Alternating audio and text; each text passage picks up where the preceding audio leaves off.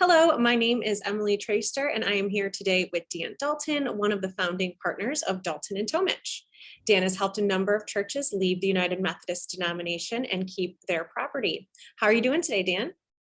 Doing great, Emily. Out here in the great state of Washington, and just really enjoying my time with local churches here. Well, can you give us an overview of what is occurring in the United Methodist Church denomination as of July 2022?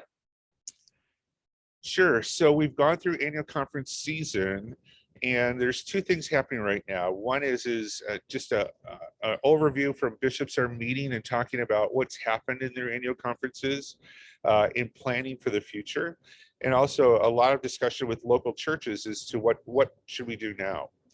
So from the United Methodist Church perspective, what they're finding is that the loss of local churches is not as significant as they thought it would be.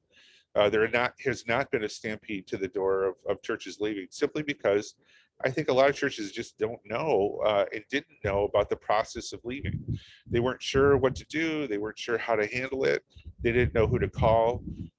In Georgia, there was one of the highest amounts, say it's 70 churches that were leaving. A number of the churches left without legal counsel, and they're kind of trying to figure out now what to do because they haven't incorporated, they haven't taken care of their deeds. They don't really know what to do, and that's been a problem. In other conferences, it's just been one or two churches that have left. And there's even more conferences that none have left because they're having specially called annual conferences, or like in some conferences, like the California Nevada conference, they don't even have a disaffiliation process in place yet. So it really is a conference by conference issue, but I think the United Methodist Church is kind of happy from the standpoint that there hasn't been a rush from the door, but sad from the standpoint that the churches that have left are the larger, healthier churches, and the ones that are leaving, moving forward, are the larger, healthier churches.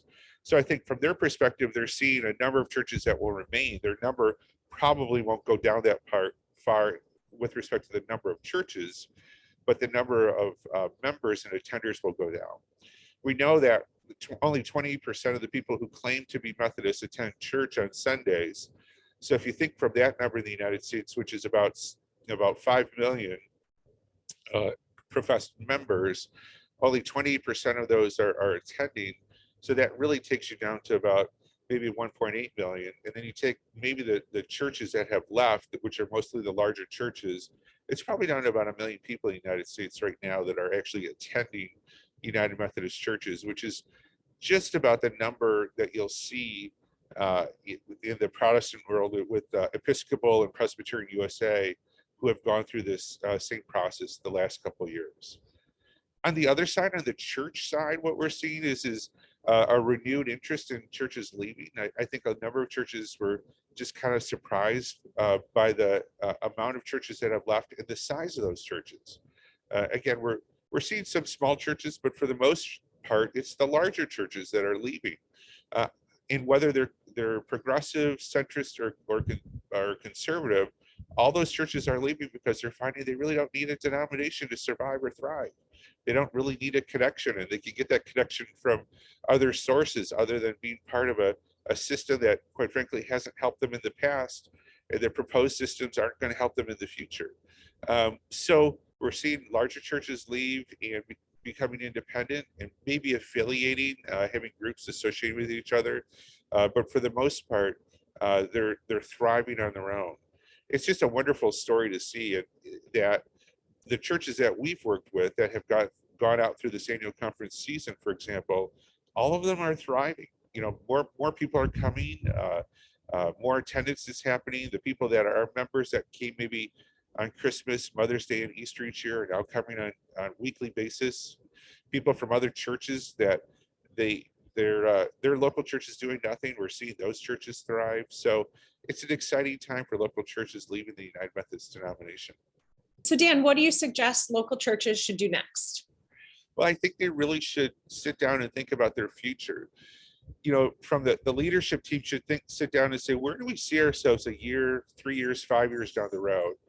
And if it's disaffiliating for the United Methodist Church, I think they should move forward and talk to their pastor, then talk to their church and have a straw vote or a poll and find out where the church is at. And if everybody's on board leaving, then I think they should move forward to leave. I think that's really your next step moving forward is have those conversations, because the church is splitting. I mean, there's no question about it.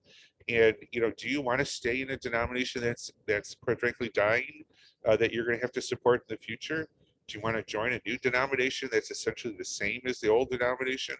Or do you want to become a strong, thriving, independent church and do great for your community, do missions around the world that you want to do, provide for ministry opportunities that you can't do when you're associated with other churches in a denomination? Those are all questions that I think you need to ask yourselves and have your leadership think through.